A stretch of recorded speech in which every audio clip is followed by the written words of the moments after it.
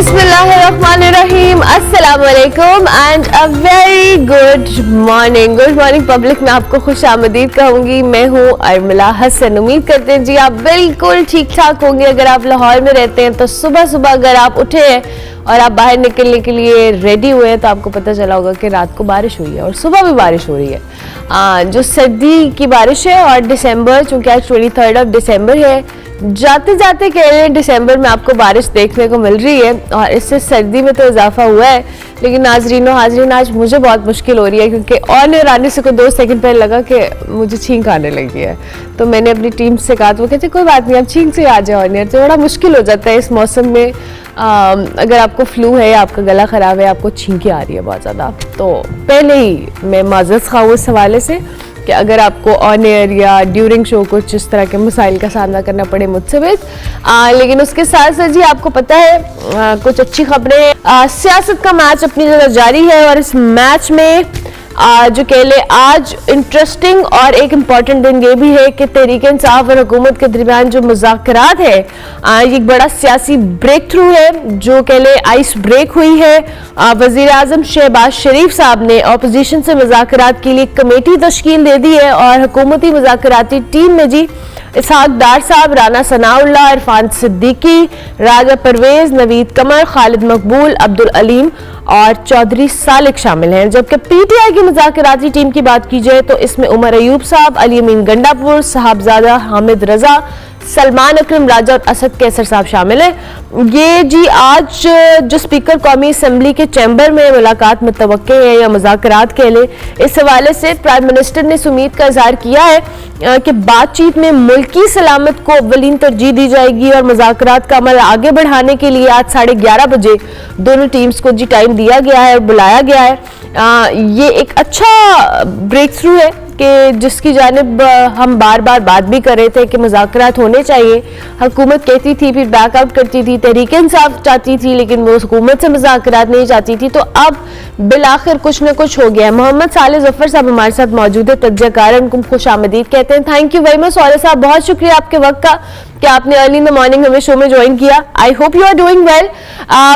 बिलाखिर ये जो ice break हुई है हुकूमत और तहरीक इंसाफ के दरमियान में, आप क्या समझते हैं जी?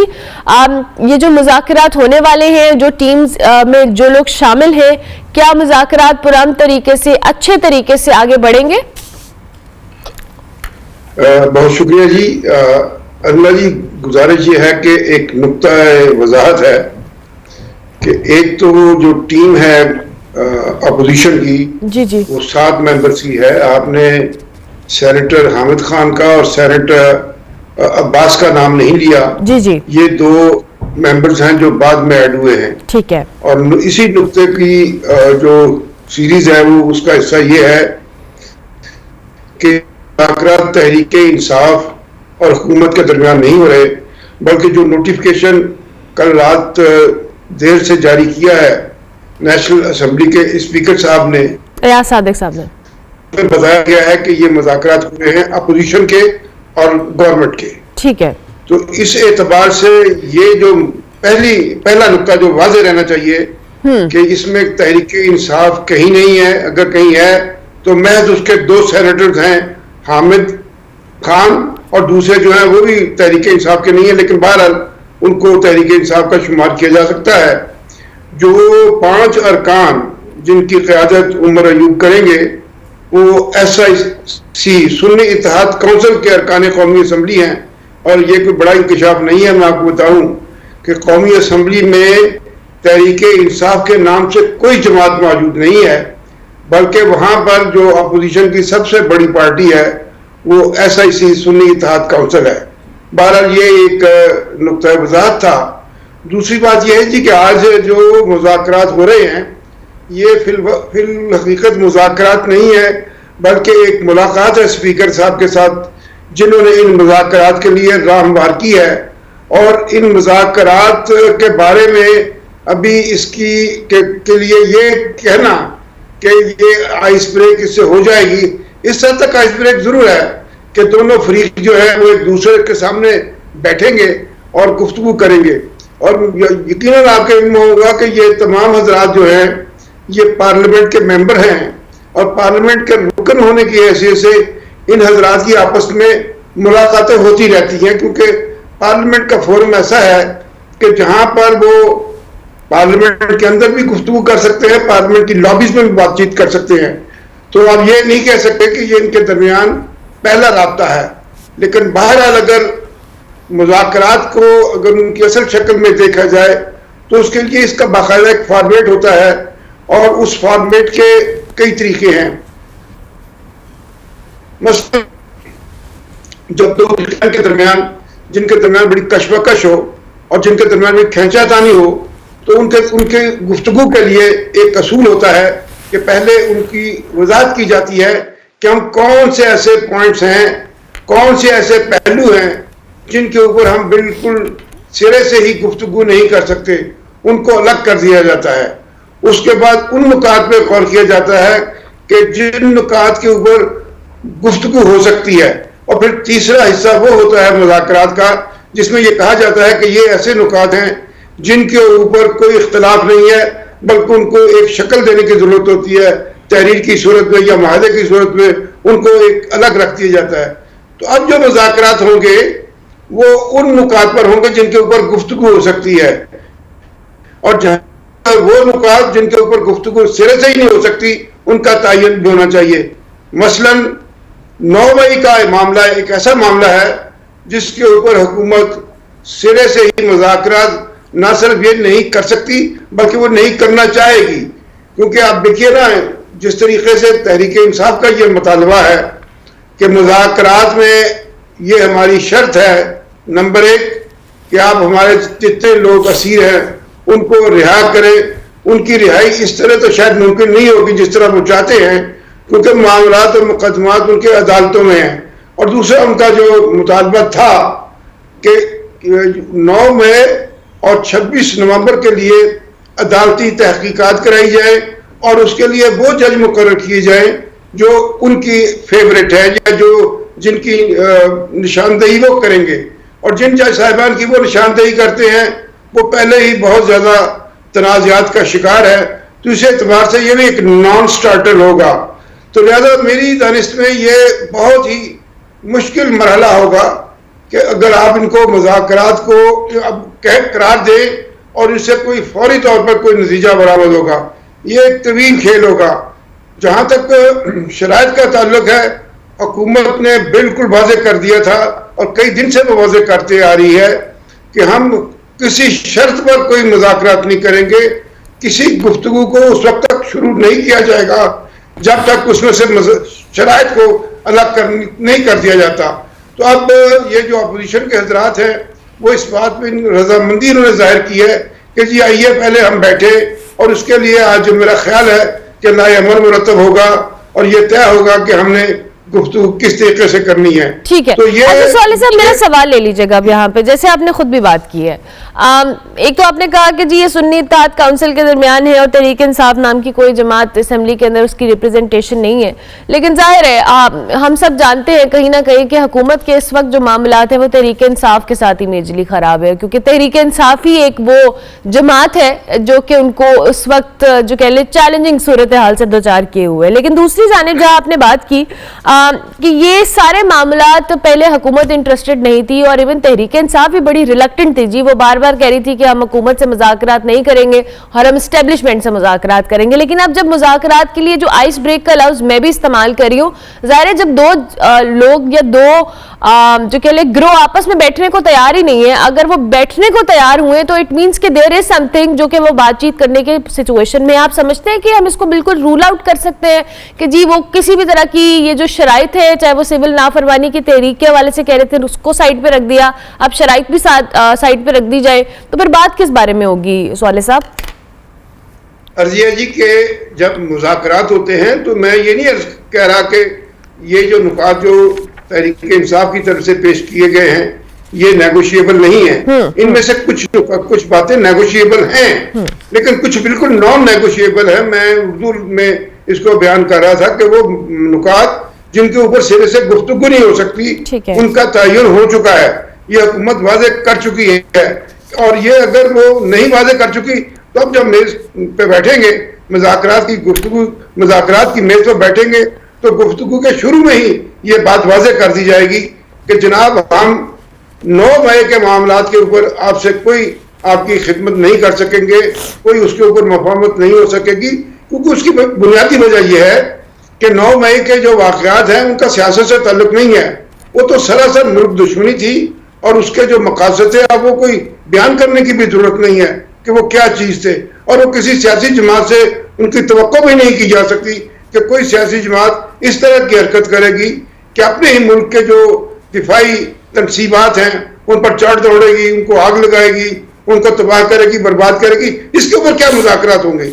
ये एक ऐसा संगीन जुर्म है जिसकी बाहर तौर सजा मिलनी है, जिसका बाहर तौर जिसके ऊपर इंसाफ होना है। जिन लोगों ने ये जुर्म जिनसे सर्द हुआ है, जिन्होंने ये जुर्म किया, उनको इसकी सजा मिलेगी।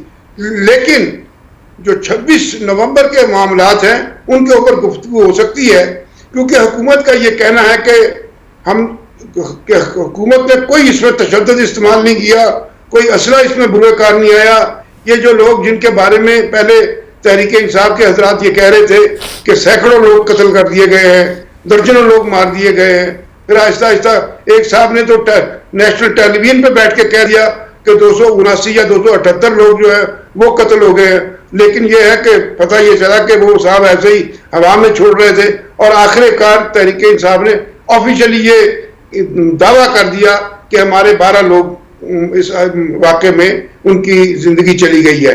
लेकिन उसने इत्तेफाक किया है कि हुकूमत इसको भी डिस्प्यूटेड कर रही है। हाँ, ये वो ऐसा नुक्ता है जिसके ऊपर अगर अदालती कमीशन, कोई इंतजामी कमीशन या किसी तरीके की प्रोब जो तहरीक इंसाफ चाहती है वो हो सकते हैं और वो होने चाहिए। अगर हुकूमत ये कहती है कि उसने असला इस्तेमाल नहीं किया, उसने गोली चलाने का हुक्म नहीं दिया और कोई लोग हुकूमती कार्रवाई से नहीं मरे, तो बहरहाल ये बात साफ होनी चाहिए कि हुकूमत को ये साबित करना चाहिए कि उसने नहीं किया।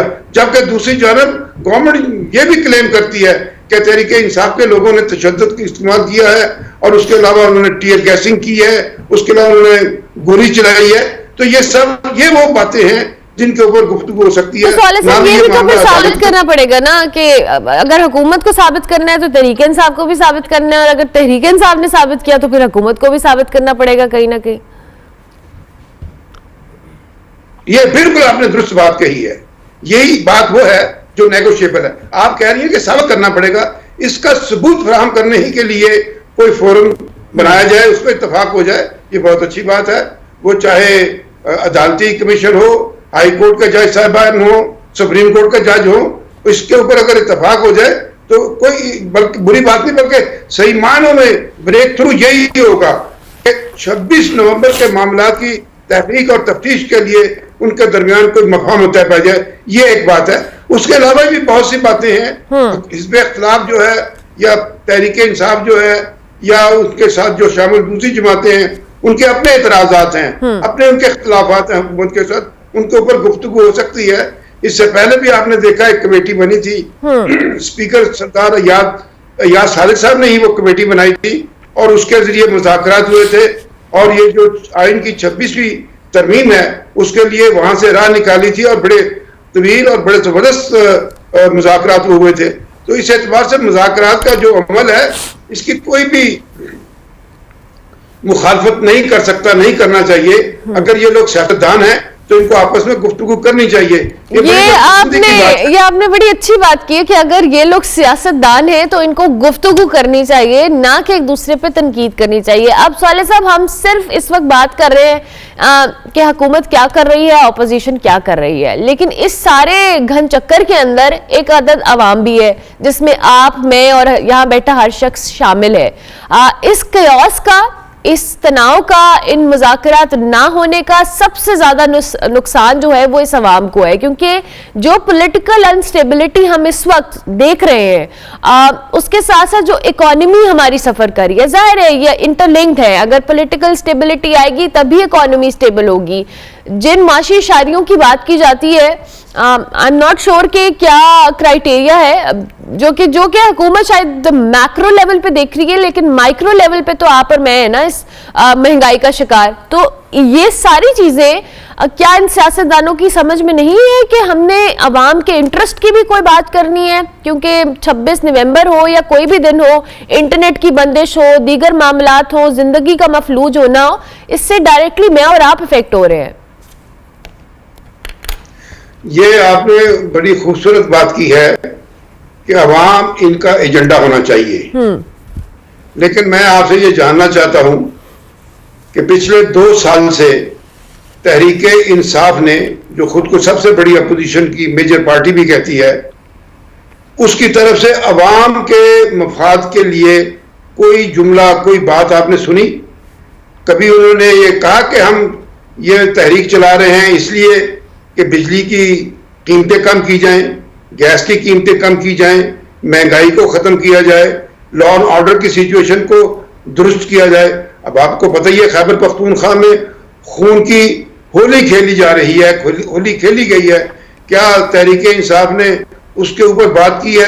उनका तो एक ही नुक्ता है कि आप हमारी पार्टी के जो बानी है उसको जेल से निकालें, उसके खिलाफ मुकदमात खत्म करें। और जो आप ये देखिए, ये भी बहुत लेटली आया है कि उन्होंने कहा कि हमारे जो लोग गिरफ्तार हैं उनको आज़ाद किया जाए। इससे पहले तो उनकी तमाम तर 1.5-2 साल से सियासी उनकी गुफ्तगू जो है वो किसी भी सियासत से ज्यादा माबरा होकर सिर्फ एक ही नुक्ते पर थी कि आप हमारा लीडर है उसको आजाद करें। और बड़े संगीन जनाए में जी आई एग्री सोले साहब, कतर कलामी की माजरत खाऊं, लेकिन देखिए हम आप तहरीक इंसाफ की बात कर रहे हैं, मैं इससे बिल्कुल अग्री कर रही हूँ कि किसी को भी आवाम के इंटरेस्ट का कोई ख्याल नहीं है। लेकिन दूसरी जानिब इवन हम हुकूमती वज़रा की बात करते हैं सर, हम रोज, आप भी टीवी देखते हैं, हम भी देखते हैं, हम तो काम करते हैं। जब भी कोई आता है, प्रोजेक्ट्स अनाउंस होते हैं, वो बात ठीक है, लेकिन बात तहरीक इंसाफ से शुरू होके, इमरान खान से शुरू होके, उनके पिछले वाकयात में, उनकी हुकूमत में ये हुआ, उनके में यहीं पे खत्म। हुकूमत खुद इस तरह से बात कर रही है तो अपोजिशन से तो हम क्या ही एक्सपेक्टेशन रखें, उनका तो इंटरेस्ट नहीं है। ये बात दुरुस्त है कि हुकूमत ने भी ओवर एम्फेसिस शुरू किया हुआ है, लेकिन शायद ये हुकूमत की मजबूरी है। क्योंकि देखिए जी, तहरीके इंसाफ के पास एक बड़ा स्ट्रॉन्ग पॉइंट है कि सोशल मीडिया उन्होंने बुरी तरह से इस्तेमाल किया है, बेपनाह उस पर उन्हें सरमायाकारी की है। और जब से वो हुकूमत में आए हैं, जब से उनका वजूद लाया गया है, मर्ज वजूद में आई है, उनकी सबसे ज्यादा जो एम्फेसिस रही है वो सोशल मीडिया के जरिए रही है। सोशल मीडिया का ये जो तस्वर पाकिस्तान में पेश किया गया था वो 5th जनरेशन वार के असूल के तहत उसको बनाया गया था, लेकिन ये बड़ी बदकिस्मती की बात है कि इसको सियासत के लिए इस्तेमाल किया गया। तो हुकूमत चूंकि उस शोबे में कुछ ज्यादा ताकतवर नहीं है, उस शोबे में हुकूमत की कारकर्दगी को इतनी मौसर नहीं है, यही वजह है कि वो जो रवायती मीडिया है, ये जो दूसरे मीडिया में लोगों से तक पहुंचने के, उसमें जरा उनसे ओवरडोजिंग हो जाती है। ये आप ठीक कह रही हैं, लेकिन आप ये भी नहीं कह सकती कि आप देखिए पाकिस्तान के फाइनेंस मिनिस्टर ने जब से उन्होंने अपनी जिम्मेदारियां संभाली हैं, मैंने उनको सियासी गुफ्तगू करते नहीं देखा। वो जब भी आए हैं उन्होंने पाकिस्तान की इकॉनमी की बात की है, वो जब भी कहीं गए हैं तो पाकिस्तान की इकॉनमी के लिए गए हैं। इसी तरीके से दूसरे वज़रा जो जिनका तल्लुक इकॉनमी से है वो अपने अपने शोबे में बहुत सरगर्म है, लेकिन 2-3 वज़रा जिनकी ये जिम्मेदारी है कि वो तहरीक इंसाफ हो या अपोजिशन की कोई दूसरी इल्जामबाजी हो, उसका उन्होंने जवाब देना है, वो सुबह हो या शाम, रात हो या वो भी आपने भी बड़ा अच्छा लफ्ज इस्तेमाल किया सोले साहब, ओवरडोज हो जाता है कभी कभी ना मामला। वो ओवरडोज हम बहुत ज्यादा दिनों से ले रहे हैं, तो अब हमें लगता है कि हुकूमत भी बैठ के सिर्फ तहरीक इंसाफ के हवाले से बात करी और कोई बात नहीं करी। थैंक यू वेरी मच, बहुत शुक्रिया आपके वक्त का। मोहम्मद सोले जफर साहब हमारे साथ मौजूद थे, सीनियर सहाफी, तज्ज़ियाकार, मौजूदा सियासी सूरत हाल के ऊपर अपना तज्ज़िया दे रहे थे। ब्रेक लेंगे, ब्रेक के बाद वापस आएंगे। आप देखते रहिए गुड मॉर्निंग पब्लिक।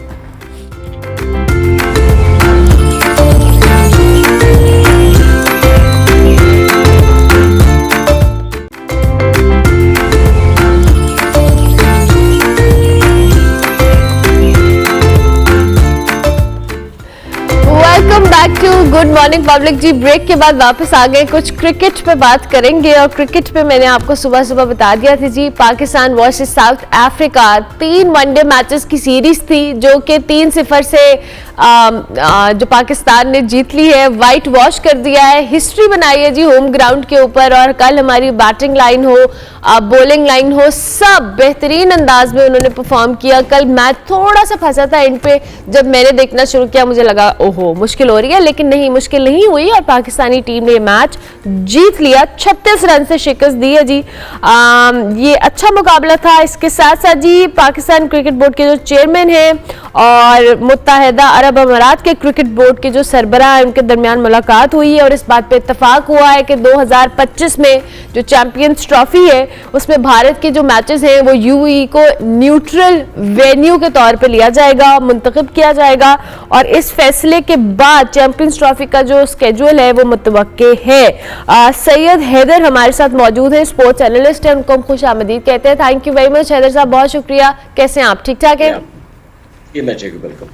हैदर साहब, ये जो कल वनडे मैच की सीरीज जीती है, सबसे पहले तो इस पे आपका कमेंट लूंगी। अच्छी परफॉर्मेंस रही, हमने वाइट वॉश किया, we are happy about it और चूंकि हमारा एक मोमेंटम अच्छा बिल्ड हुआ है। बिल्कुल, ये बहुत अच्छा पाकिस्तान खेला है पूरी सीरीज में। हालांकि T20 सीरीज हारने के बाद ऐसा लगता था कि शायद पाकिस्तान टीम वनडे सीरीज भी हार जाएगी, लेकिन पाकिस्तान ने बड़ा अच्छा कमबैक किया। पाकिस्तान टीम यूनाइट हुई है और इसका मैं समझता हूँ सारा क्रेडिट जो है वो पाकिस्तान की ओपनर साइम अय्यूब को जाता है। साइम अय्यूब ने पूरी सीरीज में बड़ी अच्छी बैटिंग की, 2 सेंचुरियां की और वो पाकिस्तान के पहले बैट्समैन हैं जिन्होंने कंटिन्यू 2 सेंचुरियां की हैं साउथ अफ्रीका में। फिर पाकिस्तान ने एक हिस्ट्री बनाई है कि पहली टीम है दुनिया की जिसने साउथ अफ्रीका को उसके होम ग्राउंड पर वाइट वॉश किया, यानी तीनों मैच पूरी सीरीज जीत ली है। ये वर्ल्ड आज तक क्रिकेट की तारीख में ऐसा नहीं हुआ, ये साउथ अफ्रीका के खिलाफ पहली दफा पाकिस्तान ने किया है। और मैं समझता हूँ इसका सारा क्रेडिट जो है साइम अय्यूब को जाता है। बड़ी अच्छी बैटिंग की है और साइम अय्यूब ने सईद अनवर की याद ताजा कर दी है, जैसे सईद अनवर खेला करते थे और अपनी बैटिंग से वो महसूस करते थे, इसी तरह साइम अय्यूब ने क्रिकेटिंग शॉट खेले। कोई उन्होंने नो लुक शॉट नहीं खेला, कोई अंधाधुंध शॉट नहीं खेला, अफरा तफरी का शिकार नहीं हुआ, इत्मीनान से, सुकून से और इनामात से खेले हैं। तो ये बड़ी अच्छी बैटिंग की है और मैं समझता हूँ पाकिस्तान टीम जो है चैंपियंस ट्रॉफी से पहले ये जीत जो है ये बहुत अहम थी और ये मिलनी चाहिए थी। इंशाल्लाह चैंपियंस ट्रॉफी में भी ऐसी कारकर्दगी दिखाएंगे इंशाल्लाह। हैदर साहब, आपने खुद कहा it was a treat to watch Saim Ayub playing. Definitely बड़ा अच्छा हमने साइम की इनिंग्स देखी है तमाम मैचेस में, लेकिन हमने जैसे कहा कि अब हमने शायद कंसिस्टेंट रह के साइम को चांस दिया है तो बिलाखिर साइम ने परफॉर्म किया। इससे पहले हम साइम पे बड़ी तनकीद भी हो रही थी कि जी वो परफॉर्म नहीं कर पा रहे, उनको बैक टू बैक चांसेस मिले हैं। लेकिन आप क्या समझते हैं जी कि अगर हम थोड़ा सा कंसिस्टेंट रहकर अपने इन यंग प्लेयर्स को चांस दें तो दे कैन परफॉर्म और अच्छे बड़े हाई प्रेशर मैचेस के अंदर भी वो परफॉर्म कर सकते हैं? बिल्कुल, देखिए पहली चीज तो ये है कि प्लेयर्स को चांस देना पड़ता है। आपको जब तक आप आजमाएंगे नहीं तो आपको परफॉर्मेंस नहीं मिलेगी। दूसरी बात यह है कि प्लेयर्स को भी जो है अपना रोल प्ले करना पड़ता है। साइम अय्यूब ने अपने बैटिंग में थोड़ी सी तब्दीली की है। पहले वो जो खेल रहे थे उसमें वो आते ही इधर उधर शॉट मारना शुरू करते थे, नो लुक शॉट खेलते थे, बगैर देखिए थर्ड मैन पे या फाइन लेग पे वो उठा के मारते थे। अब उन्होंने अपने आप को कंट्रोल किया है। पहले वो अपनी इनिंग को सेट करते हैं, सेटल होते हैं विकेट के ऊपर, कुछ जैसे ही कहीं मौका मिलता है वो स्ट्रोक प्ले भी करते हैं, रन्स भी लेते हैं, सिंगल्स लेते हैं, पहले अपने आप को सेटल करते हैं और जब वो 50-60 रन क्रॉस कर लेते हैं फिर उसके बाद 100 की तरफ बड़ी तेजी से जाते हैं। वो वहां पे उनको पूरी कॉन्फिडेंस मिल चुका होता है।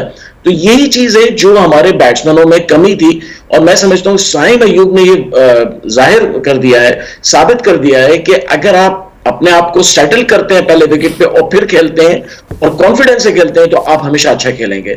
तो ये क्रेडिट जाता है साइम अय्यूब को भी जाता है और टीम की सिलेक्शन कमेटी मैनेजमेंट को भी जाता है, उन्होंने पूरा चांस दिया। अच्छा, अभी सब हमने वो कहते हैं ना जीत बहुत सारी खामियों को छुपा भी देती है। हमने बैटिंग लाइनअप में तो देखा, लेकिन हमने बॉलिंग में देखा शाहीन शाह अफरीदी दो he is back in form but still कल उनको थोड़ा टफ टाइम मिला और वो हम सब ने विटनेस भी किया। व्हाट डू यू थिंक कि इनमें जो हमारी खामियां हैं या जो हमने चीज़ें शायद नज़रअंदाज कर रहे हैं for the time being, because हमने जीता है, वाइट वॉश किया है एक सीरीज़ में, लेकिन इस पे हमें काम करने की ज़रूरत पड़ेगी क्योंकि आगे हम दुनिया की बेस्ट 8 टीम्स के साथ कम्पीट करने वाले हैं। सो जाहिर है हमारे लिए भी थोड़ी टफ सूरत हाल होगी।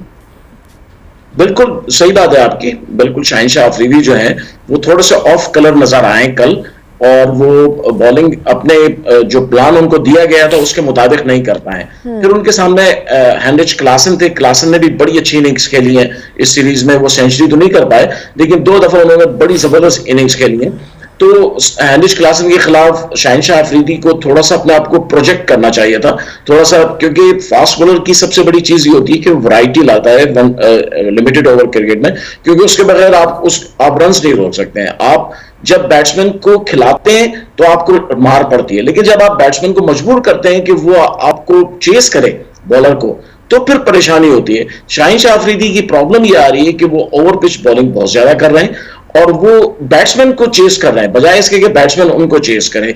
बॉलिंग में ये सबसे बड़ी चीज होती है जिसको हमारे बॉलर जो बॉलिंग कोच हैं आखिर जावेद, हेड कोच भी हैं, उनको ये बात समझानी चाहिए शाहीन को कि शाहीन आप खुद बैट्समैन के पास मत जाएं, बल्कि बैट्समैन को बाहर निकालें क्रीज से और उसको मजबूर करें कि वो आपको इस चेस करे। तो बॉलिंग थोड़ी सी हमारी जो है वो डीप साइड पे रही है, लेकिन बैटिंग ने उसको छुपा लिया है। लेकिन आपकी बात सही है कि चैंपियंस ट्रॉफी से पहले ये सारी चीजें जो है इसको रिमूव करना बहुत जरूरी है। अच्छा, कल हम देखें तो बाबर आजम हो, सलमान अली आगा की हमने परफॉर्मेंस पिछले मैचेस में भी देखी, बड़ा अच्छा उन्होंने इनिंग्स खेली है। कल हम बाबर आजम, मोहम्मद रिजवान और सलमान आगा, ये तीनों हमारे थोड़े हाई स्कोरिंग रहे, 52, 53 एंड 48 रन इन्होंने स्कोर किए। Babar Azam is back in form, Aahista Aahista वो अपनी फॉर्म में वापस आए हैं, जो कि एज वी वर सेइंग के ऑफ कलर थे थोड़ा। तो आप क्या समझते हैं कि ये हमारे लिए खुश आइंद बात है कि हमें बाबर भी अपनी एक फॉर्म के अंदर नजर आ रहे हैं, रिजवान की कैप्टनसी वाला मामला भी एक अच्छा है पाकिस्तानी टीम के लिए? जी बिल्कुल, देखें बाबर के लिए, हमारे पाकिस्तान टीम के लिए बहुत जरूरी है कि बाबर की फॉर्म वापस आए और बाबर रन्स करें। अभी तक बाबर जो है थोड़ा सा उजलत का शिकार रहे हैं। थोड़ा जब बैटिंग में जो है जब रन्स नहीं बनते बैट्समैन फ्रस्ट्रेट हो जाता है और वो अपने आप को मैनेज नहीं कर पाता है विकेट के ऊपर। वही बाबर के साथ हो रहा था। फिर उन्होंने अपना थोड़ा सा सुकून के साथ बैटिंग की है, थोड़ा अपने जो है रन्स को कलेक्ट करने की कोशिश की है। बैट्समैन के लिए जब वो एक ऐसे फेस में आता है जहां उससे रन्स नहीं बनते हैं, बैड पैच में आता है, तो वहां सबसे बड़ी चीज होती है कि आप सुकून हो जाए, आप फ्रस्ट्रेट ना हो कि रन्स नहीं बन रहे हैं। तो बाबर ने ये 2 इनिंग्स जो खेली है कल भी और उसके पहले भी, दोनों इनिंग्स उन्होंने बड़ा अपने आप को मैनेज किया है। तो ये अच्छी चीज है, बाबर फॉर्म में आ रहे हैं। रिजवान वो तो सदाबहार हैं, वो कभी भी स्कोर कर जाते हैं। फिर सबसे बड़े जो मिडिल ऑर्डर में सबसे अच्छा काम कर रहे हैं तो वो सलमान अली आगा हैं। सलमान अली आगा जो है वो एंकर रोल प्ले कर रहे हैं। वो पहले इनिंग को बनाते हैं, पहले अपने साथ जो उनके बैट्समैन होते हैं उनको खिलाते हैं। जब ओवर्स कम रह जाते हैं फिर उसके बाद वो टॉप गियर में चले जाते हैं, तो डायरेक्ट टॉप गियर में जाके जो है हिटिंग करते हैं। और सलमान की सबसे अच्छी बात जो इस वक्त नजर आ रही है वो ये है कि जब वो हिटिंग करते हैं तो गैप्स तलाश करते हैं। आप जब हिटिंग करते हुए गैप्स तलाश करते हैं तो आपके कैच आउट होने के चांसेस कम हो जाते हैं। यही कल हमें नजर आया। उन्होंने 48 रन किए, लेकिन 48 रन में उनके सारे शॉट्स जो थे वो गैप्स में जा रहे थे। और दूसरी जगह अगर आप देखें कि साउथ अफ्रीकन जो बैट्समैन थे वो जो है गैप्स नहीं तलाश कर पा रहे थे और उसका नतीजा निकला कि वो नहीं खेल पा रहे थे। तो सलमान अली आगा मिडिल ऑर्डर को इस वक्त बड़ा अच्छा मैनेज कर रहे हैं, टॉप ऑर्डर को साइम अय्यूब बड़ा मैनेज कर रहे हैं और टॉप मिडिल ऑर्डर बैटिंग को बाबर आजम बड़ा अच्छा मैनेज कर रहा है। तो मैं समझता हूँ पाकिस्तान टीम बड़ी कंपैक्ट और कंपोस्ट हो गई है, लेकिन इनको अपनी इस परफॉर्मेंस को कंटिन्यू रखना पड़ेगा।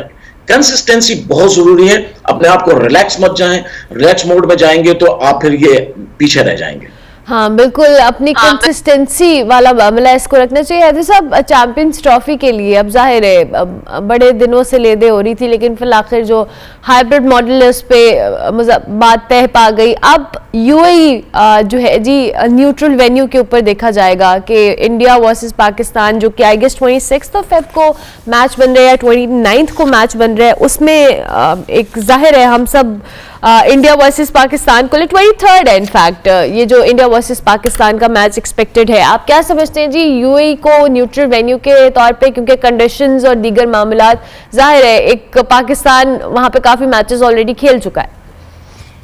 हाँ देखिए, पाकिस्तान के लिए तो दुबई एक होमलैंड है, बिल्कुल होम ग्राउंड है। पाकिस्तान ने 8-9 साल वहां पे अपनी क्रिकेट खेली है हाँ। और वहां पे मैचेस भी बड़े अच्छे जीते हैं। और अभी से नहीं, पिछले 40 इयर्स को अगर आप जाएं, 86 में जावेद मियांदाद का शारजा का छक्का मशहूर है। फिर पाकिस्तान ने बड़ी सीरीज जीती हैं, बड़े वहां पे टूर्नामेंट जीते हैं। तो पाकिस्तान हमेशा दुबई में जो है अच्छा खेला है। लेकिन अभी ये आईसीसी का जो हमारे पास जो अभी स्केड्यूल आ रहा है, ये टेंटेटिव है, ये नहीं ऐसा हो सकता है। आईसीसी ने अभी तक कोई ऑफिशियल नहीं दिया है, लेकिन हो सकता है कि ऐसा ही कोई स्केड्यूल बनेगा। जाहिर है कि थोड़ा बहुत जो आ रहा है सामने, आईसीसी भी उसी को फॉलो करेगा। लेकिन हमें ये देखना है कि इंडिया उस पर क्या रिएक्शन देता है, क्योंकि इंडिया जो है वो यूएई में खेलने पे पहले इनकार कर चुका है, पहले कई दफा। लेकिन अब देखना है कि वो क्या कहता है। लेकिन अगर पाकिस्तान इंडिया के साथ दुबई में खेलता है तो दुबई को में पाकिस्तान एक दफा T20 मैच में हरा चुका है, और पहली दफा पाकिस्तान ने आईसीसी की किसी टूर्नामेंट में 2021 के 22 के वर्ल्ड कप में पाकिस्तान ने जो है इंडिया को हराया था। तो वहां से हमारी जो है, मैं समझता हूं अगर हमारी कैंपेन वहां से शुरू होती है दुबई से, तो ये पाकिस्तान के हक में जाएगी, पाकिस्तान के फेवर में जाएगी। तो हाइब्रिड मॉडल बना लें या कुछ भी बना लें, इंडिया को परेशानी तो होगी पाकिस्तान के खिलाफ, चाहे वो दुबई में खेले या पाकिस्तान में खेले। बिल्कुल ठीक है, thank you very much Haider sahab, बहुत शुक्रिया। Syed Haider sports journalist analyst हमारे साथ मौजूद थे जी, क्रिकेट के ऊपर अपना तजिया दे रहे थे। हम ब्रेक लेंगे, ब्रेक के बाद वापस आएंगे। आप देखते रहिए गुड मॉर्निंग पब्लिक।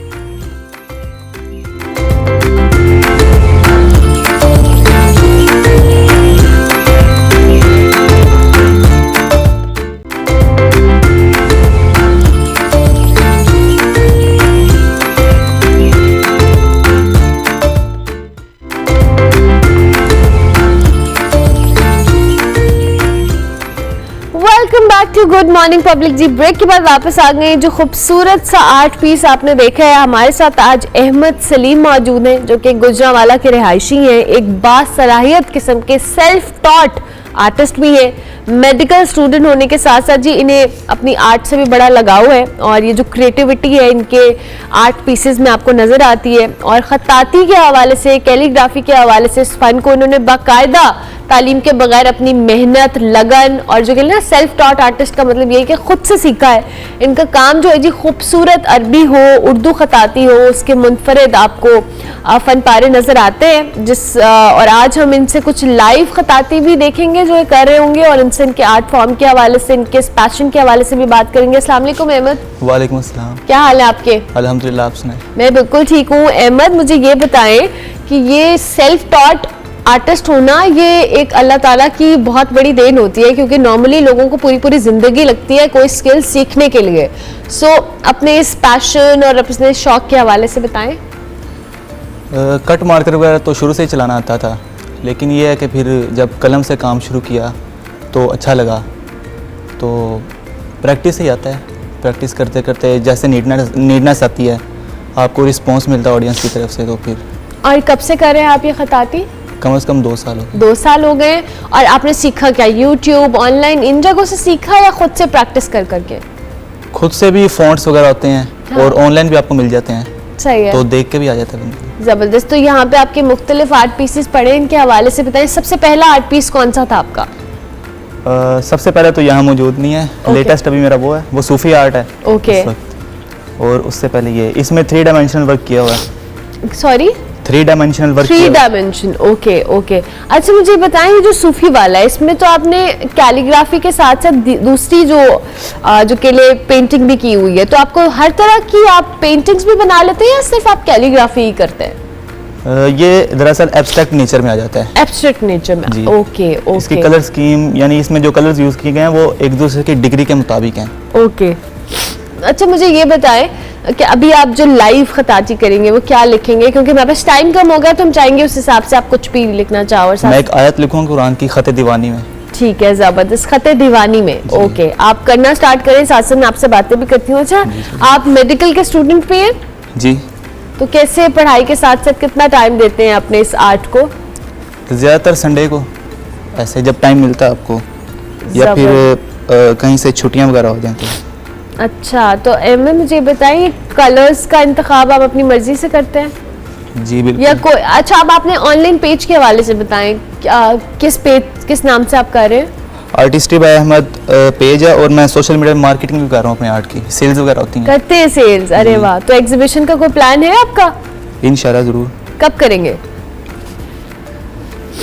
अभी इस वक्त तो नहीं, लेकिन करेंगे ज़रूर। करेंगे, प्लान है। चलिए आप लिखना शुरू करें। मुझे लगता है अहमद तो बहुत कम बोलते हैं जी, और अहमद को मैं इतना बॉदर नहीं करूंगी क्योंकि वो अब करने भी लगे हैं, लेकिन साथ साथ कुछ आर्ट पीसीज इनके आप देख भी सकते हैं स्क्रीन के ऊपर, और ये एब्स्ट्रैक्ट आर्ट के साथ साथ कैलीग्राफी भी करते हैं।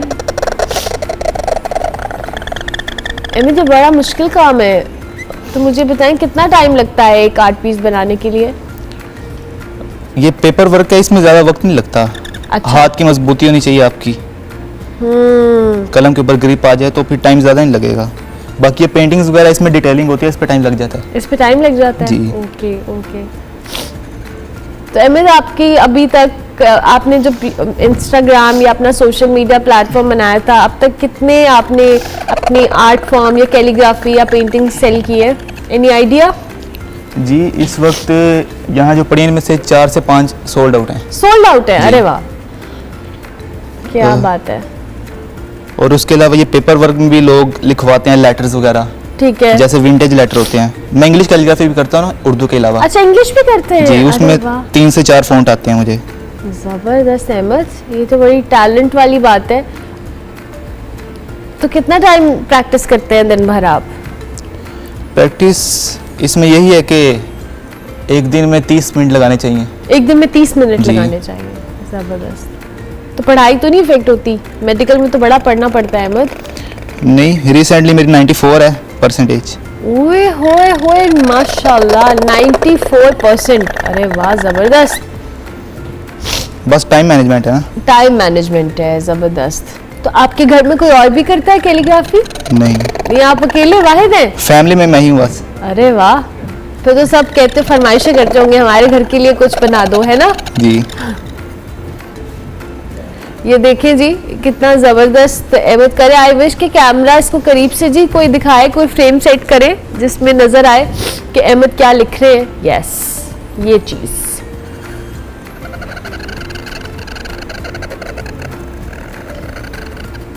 अहमद, कौन सी कुरानी आयत है ये जो आप लिख रहे हैं?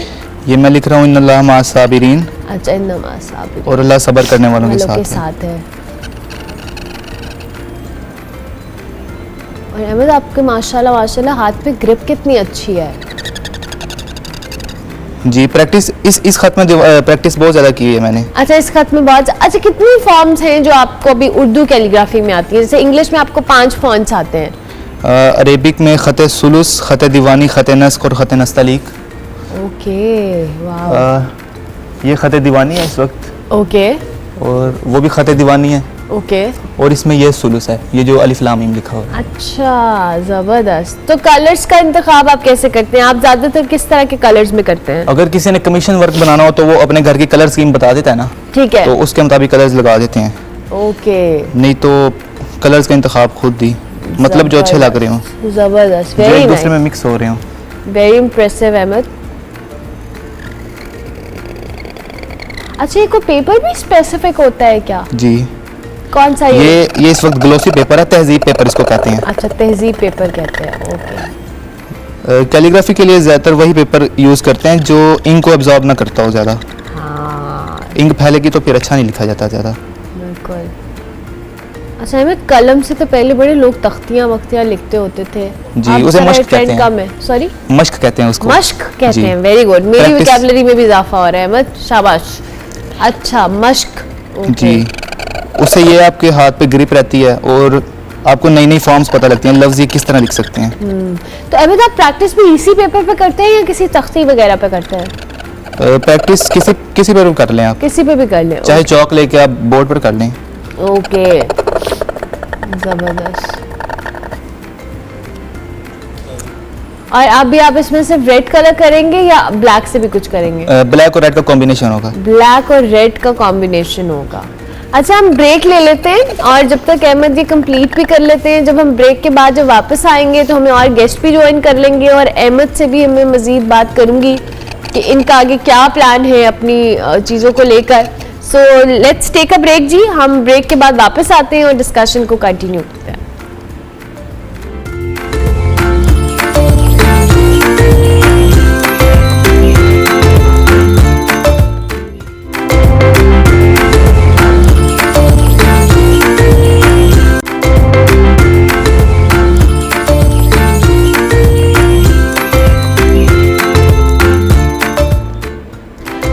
Welcome back to good morning public ji. Break के बाद वापस आ गए हैं। 2 और मेहमान हमें स्टूडियोज में ज्वाइन कर चुके हैं। पहली तो हमारे साथ जो गेस्ट हैं जनाब वो माहिर ग़िज़ाइयत हैं। हमारे साथ डॉक्टर आसमा खान मौजूद हैं। सर्दियों में आपको पता है हम ड्राई फ्रूट्स का इस्तेमाल करते हैं। बहुत दफ़ा हम ज़्यादा भी कर लेते हैं, कभी कभी कुछ लोगों को नहीं पसंद होता, लेकिन जाहिर है अल्लाह ताला ने जो भी चीज़ बनाई है आपकी ग़िज़ा के लिए उसकी कहीं ना कहीं कुछ ना कुछ अफादियत तो मौजूद है अपनी जगह। तो आज हम इस हवाले से भी बात करेंगे कि कितनी मिकदार में इस्तेमाल करना चाहिए, क्या इसके फ़वाइद हैं, इन सब चीज़ों को डिस्कस करेंगे। डॉक्टर आसमा को हम खुशामदीद कहते हैं। अस्सलाम वालेकुम डॉक्टर आसमा, कैसी हैं आप? अल्हम्दुलिल्लाह, आप कैसी हैं? मैं बिल्कुल ठीक ठाक। इसके साथ साथ जी एक हमारी जो ऐसी जो हमारी मेहमान है उनके हवाले से मैं कहूँ कि इन्होंने बहुत कम उम्र के अंदर इतना ज़बरदस्त एक प्रोजेक्ट शुरू किया, ऑर्फनेज को स्टार्ट किया, और अब 5 साल बाद जी इनका जो ये बेबी था जिसको इन्होंने जहाँ बहुत सारे बच्चों को ऑर्फनेजेस को ये वहाँ पे केयर भी कर रही थी, और उस ऑर्गेनाइजेशन के हवाले से इस तंजीम में 30 बच्चों का घर कह लें ये वो है। पाकिस्तान भर से हज़ारों अफराद की मदद भी करती हैं। ये वेलफेयर, तालीम हो, सेहत की खदमात हो, नेचुरल डिज़ास्टर्स हो, इस सब के दौरान और ख़वातीन की खुद मुख्तारी को लेकर बड़ा काम कर रही हैं। और जो आगाज़ हुआ था इनका एक छोटे से ऑर्फनेज से हुआ था, लेकिन अब माशाल्लाह इन्होंने बड़ा ज़बरदस्त इसको एक्सपैंड भी किया है। हमारे साथ जोहा मौजूद है, उनको हम खुशामदीद कहेंगे। Thank you very much. कैसी हैं आप? अल्हम्दुलिल्लाह। सॉरी भाई, मेरा तो इस मौसम में बुरा हाल क्या हुआ है और मैंने पहले ही माजरत कर ली थी। अच्छा जी जोहा, पहले मैं आपसे आगाज़ करती हूँ, फिर हम ज़रा डॉक्टर आसमा की तरफ भी आते हैं। थोड़ा सा इंट्रोडक्शन दें हमें अपना कि आपने कब क्या स्टार्ट किया और जो अब आप क्या क्या कर रही हैं अपने इस प्लेटफॉर्म के तहत।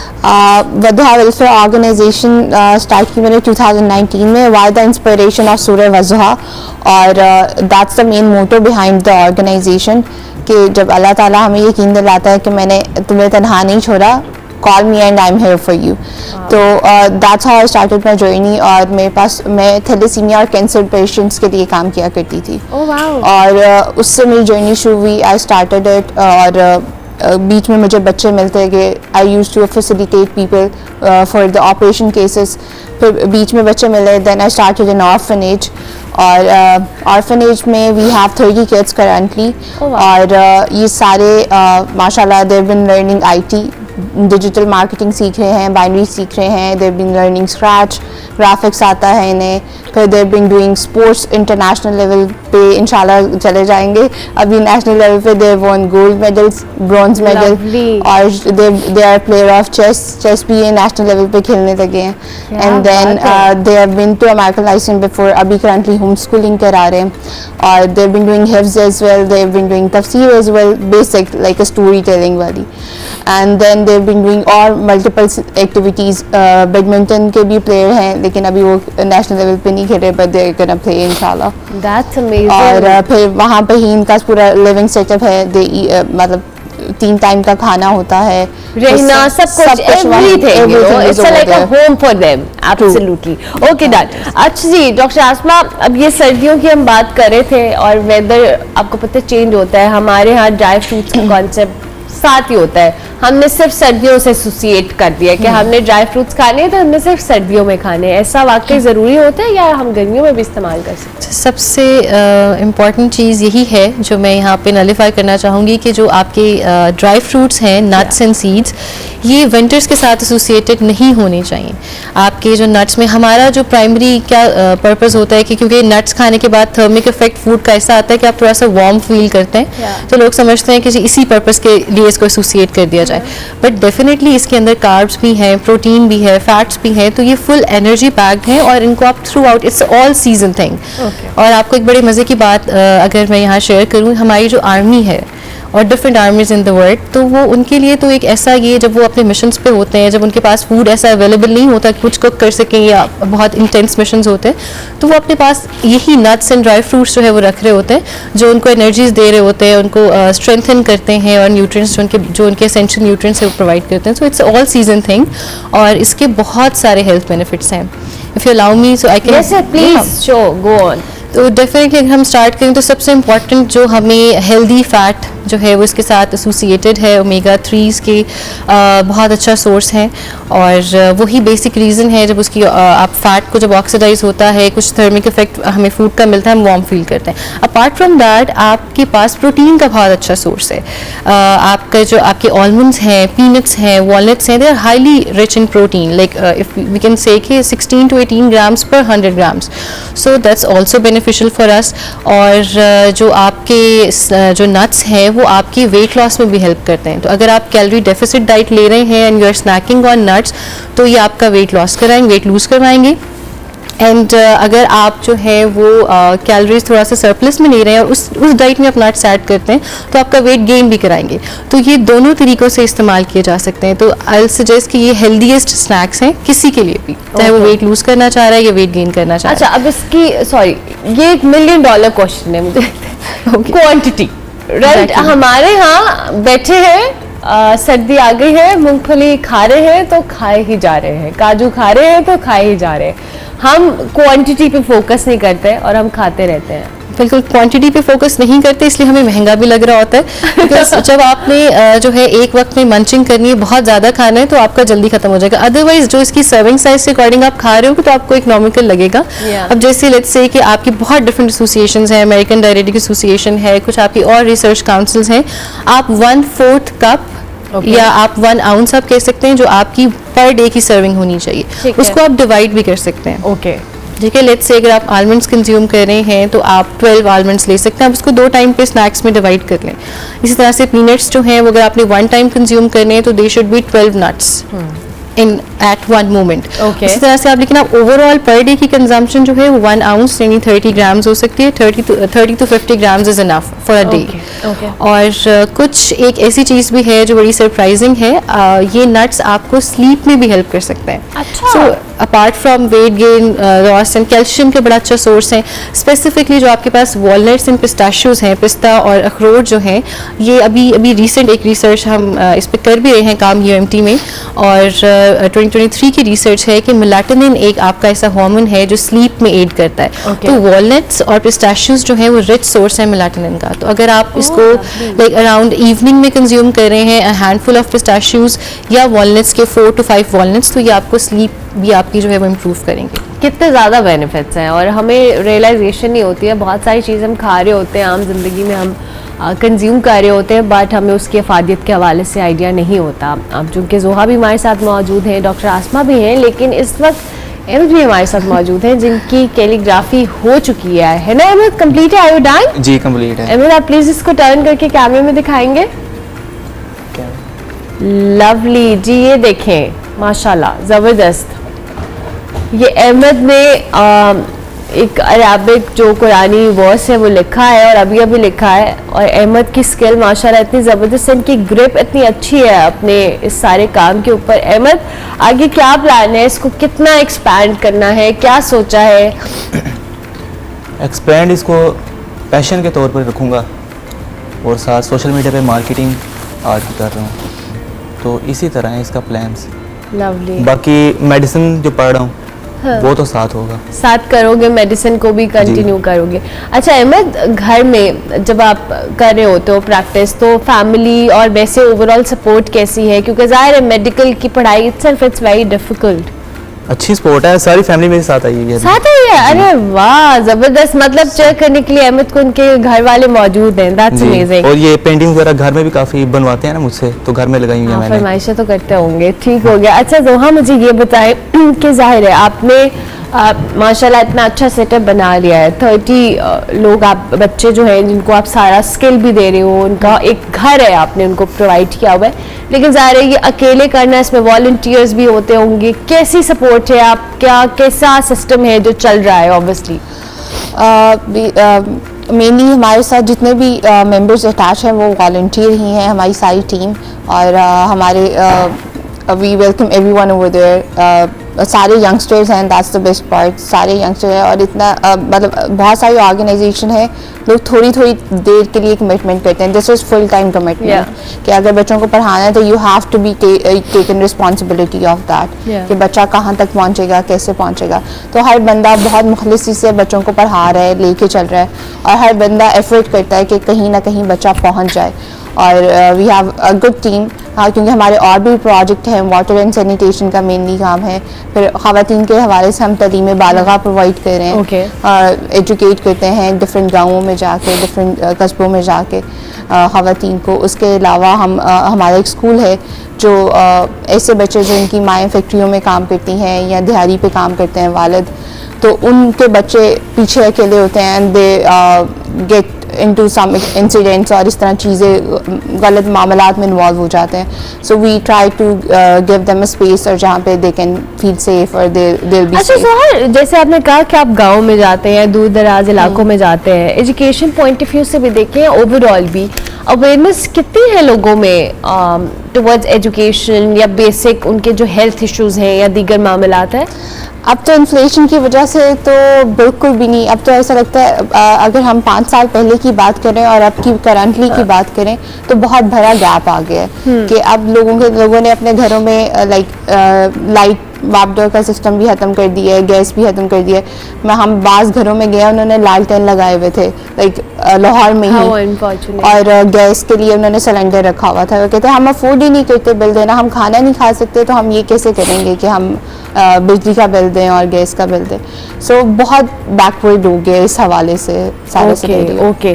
तो अभी आप जिन बच्चों की एजुकेशन और इस सब का चीज़ें आप कर रही हैं इस ऑर्फनेज के अंदर, क्या क्राइटेरिया होता है अगर कोई बच्चा आता है आपके पास या जिनको आप अडॉप्ट करते हैं काइंड ऑफ?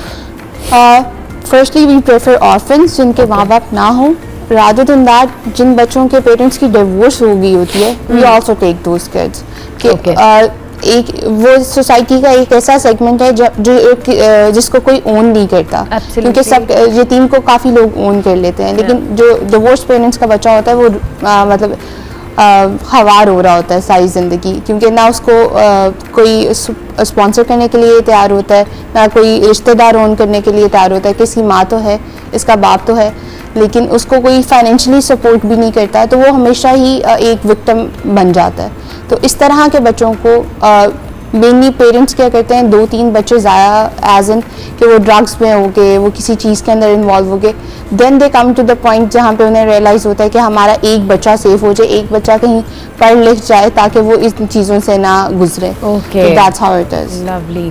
अच्छा डॉक्टर आसमा, बच्चों के हवाले से जब हम बात करें, बच्चों की भी obviously nutrition is very important. हम ड्राई फ्रूट्स एंड चीज़ों का जब मेवा जात की बात करें तो बच्चों के लिए आप क्या रिकमेंड करेंगी? जैसे इसमें एसेंशियल फैटी एसिड्स हैं, मिनरल्स हैं, मिनरल इनरिच्ड है, बच्चों को भी दिया जा सकता है। उसमें ये चीज़ हमें ध्यान रखनी है कि फॉर एग्जांपल चोकिंग जो है वो बड़ा कॉमन इंसिडेंट्स होता है। अगर आप होल नट्स बच्चों को हैंड ओवर कर देते हैं और बच्चे जो है वो कंज्यूम कर रहे हैं पेरेंट्स की सुपरविजन के बगैर, तो वो एक इशू आता है कि वो, और कुछ बच्चों को एलर्जीज़ होती हैं, तो वो पेरेंट्स को आइडेंटिफाई हो जाता है with in first year of life के फॉर एग्जांपल पीनट एलर्जी है, इस तरह का कोई इशू है, तो इस तरह के केसेस में थोड़ा सा अवॉइड करना होता है। अदरवाइज़ आप रेसिपीज़ में जो है इन्फ्यूज़ करके दे सकते हैं, फॉर एग्जांपल आलमंड पाउडर हो सकता है, पिस्ताशियोज़ हो सकते हैं, तो जो उनकी डेली कॉम्प्लीमेंट्री फूड्स होती हैं, रेसिपीज़ होती हैं, तो उसके अंदर आप उसको डिफरेंट फॉर्म्स में दे सकते हैं डेफिनेटली। ठीक है। और एक चीज़ जो बड़े और बच्चों दोनों के लिए इक्वली इंपॉर्टेंट है वो ये है कि आपने नट्स को एक्सेसिवली सॉल्टेड या शुगर या सॉल्ट या हनी इस तरह की चीज़ें ऐड ऑन करके नहीं लेना। अच्छा, नहीं लेना। एक चीज़ प्रॉब्लमेटिक है, अगर आप उसको रोस्ट कर रहे हैं या रोस्टेड लेते हैं बाहर से तो वो हाई इन सोडियम होते हैं। तो फिर अगर आप वैसे नट्स ले रहे हैं वो आपके ब्लड प्रेशर में भी हेल्प करते हैं, वेट लॉस करवाएंगी, बट अगर आप वो सोडियम वाला और वो सॉल्टी और वो सारी चीज़ें करते हैं तो वो फिर जो है वो आपको ऑपोजिट इफेक्ट दे रहे होते हैं। अच्छा, नॉर्मली तो लोगों में बड़ी प्रैक्टिस है कि हम रोस्टेड या बाहर से सॉल्टेड काजू हो, बादाम हो, हम इस्तेमाल कर रहे होते हैं, सो ये रिकमेंडेड नहीं है प्रैक्टिस। और आपके नट्स के अंदर कुछ ऐसे कंपाउंड्स होते हैं, स्ट्रिंजेंट कंपाउंड्स, जो आपके स्लाइवा प्रोडक्शन को रिड्यूस करते हैं थोड़ा सा। तो अगर आप एक्सेसिव अमाउंट में लेते हैं तो फिर आपको ऐसे लगेगा कि शायद आपका जो है वो ड्राई माउथ वाली कंडीशन हो रही है या थोड़ा सा गर्मी लग रही है, इस तरह की कंडीशंस हो रही हैं। बट इसीलिए अगर आप रिकमेंडेड डोज में ले रहे हो तो फिर इस तरह के साइड इफेक्ट्स भी नहीं आएंगे। और प्रॉब्लमेटिक चीज़ वो नमक, वो सोडियम है जो एक्सटर्नली उस पर ऐड किया जा रहा है, तो एक अच्छी खासी चीज़ है आपके पास नट्स, उसको आप स्पॉइल कर रहे हैं, उसको आप उसका हेल्दी बेनिफिट जो है वो हाँ, उसकी सारी अफादियत खत्म हो रही है कहीं ना बिल्कुल कहीं। ओके अहमद, अब मसला ये हुआ है कि कैमरे ने आपका कैलीग्राफी इतनी ठीक से दिखाई नहीं, हम जाएंगे दोबारा दिखाएं। हमारे पास फरमाइश ये देखें जी, इसको जूम करें ताकि आपको नजर आए कि अहमद ने कितनी मेहनत की है और कितनी खूबसूरती से अहमद ने लिखा है। ये देखें जी अहमद, ये कौन सी फॉन्ट है? ये दीवानी फॉन्ट है दीवानी फॉन्ट है जी, ये मिस्री असलूब है, ठीक है, इजिप्ट स्टाइल है ये। इजिप्ट स्टाइल का है, जी। ओके ज़बरदस्त। तो अब अहमद को इंग्लिश में भी आती है कैलीग्राफी, इंग्लिश की ज़्यादा मुश्किल होती है या ये वाली? ये अरेबिक मुश्किल अरेबिक मुश्किल है, इंग्लिश ज़्यादा कॉम्प्लिकेटेड नहीं है, इनकी हिस्ट्री भी ज़्यादा है ना। ये कुरान मजीद लिखे जा रहे हैं कितने पुराने अरसे से, तो किसी ख़ास फ़ॉन्ट के ज़रिए हम तक पहुँचे है ना, ख़त नस्ख ठीक है। वगैरह हो गया, तो इंग्लिश इतना कॉम्प्लिकेटेड नहीं है। इंग्लिश कॉम्प्लिकेटेड नहीं होता, ओके। अच्छा जोहा, मुझे ये बताएं कि जाहिर है जब आप इस तरह से काम कर रहे होते हो तो आपकी अपनी भी एक लाइफ होती है, आप सारा कुछ कर रहे होते हो अपनी लाइफ में भी साथ साथ। हाउ डू यू मैनेज बच्चों के साथ टाइम स्पेंड करना हो, दीगर मामलात को देखना हो? मेरी वैसे ज़्यादातर वक्त इन्हीं के साथ गुजरता है और That's so इन्हीं के लिए गुजरता है। My parents, my family is very cooperative in that. मेरी पूरी फैमिली मुझे बहुत ज़्यादा सपोर्ट करती है, स्पेसिफिकली माई फादर।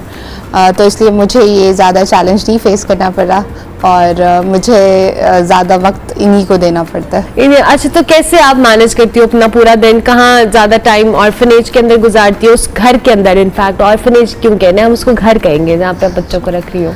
हाँ, ज़्यादातर टाइम मेरा उधर ही गुजरता है क्योंकि ऑब्वियसली 30 बच्चों की बात सुनना, उनको एज ब्रैकेट क्या है उन बच्चों की? 3 to 13। 3 to 13 years, Yes. Okay, lovely lovely. तो इन सारों का इंटरेस्ट बड़ा मुख्तलिफ होता होगा, किसी को आईटी में इंटरेस्ट है, किसी को बहुत ज़्यादा। बहुत सारे बच्चे स्पोर्ट्स की तरफ हैं, बहुत सारे बच्चे डेटा साइंटिस्ट बनना चाहते हैं, एस्ट्रोनॉमर, कुछ डॉक्टर्स, कुछ आर्मी में जाना चाहते हैं। Lovely. और इस तरह इनका शिफ्ट होता रहता है। जबरदस्त जबरदस्त। अच्छा डॉक्टर आसमा, जिस तरह से अभी आप खुद भी बता रही थी कि बच्चों के लिए बड़ा ज़रूरी होता है, समटाइम्स बच्चे खाने पीने के मामले में बड़े पिकी होते हैं, दे डोंट प्रेफर कि इस तरह की चीज़ें खाएं, हम उनको अल्टरनेट के तौर पे या किस तरह से दे सकते हैं ताकि उनकी न्यूट्रिशन जो वैल्यू है वो भी पूरी हो? अब लेट्स से कि आप उनको मिल्क शेक्स ऑफर कर रहे हैं तो आप उसमें आलमंड्स ऐड कर सकते हैं, ठीक है। इसी तरह से बच्चों की, जो छोटे बच्चे हैं, उनकी रेसिपीज़ यही होती हैं कि फॉर एग्जांपल वो कोई पॉरेज हम उनको देते हैं तो हम उसके ऊपर नट्स स्प्रिंकल करके दे सकते हैं। एक और तरीका भी हो सकता है, आप नट्स एंड सीड्स का जो पाउडर फॉर्म में हमें एक जो है पाउडर उसको रख करके आप उसको एयर टाइट कंटेनर में स्टोर करें और आप वो बच्चों को दूध में मिक्स करके भी दे सकते हैं जो नॉर्मली वो फीड कर रहे हैं, या आप उसको वैसे एज ए स्नैक, बच्चे आते जाते खेल रहे हैं तो आप उनको ऑफर कर दें वो उसको जबरदस्त। थैंक यू वेरी मच जोहा, बहुत शुक्रिया। डॉक्टर आसमा आपका भी और अहमद आपका भी बहुत शुक्रिया, आप तीनों मेहमानों ने मैं आज ज्वाइन किया। जनाब, हम अपने शो के अंदर कोशिश करते हैं मुख्तलिफ टॉपिक्स को केटर कर ले। उम्मीद करते हैं आपको आज का शो पसंद आया होगा। फीडबैक हमारे सोशल मीडिया हैंडल्स पे लाजमी दीजिएगा। कल तक के लिए मेरी तरफ से अल्लाह हाफिज।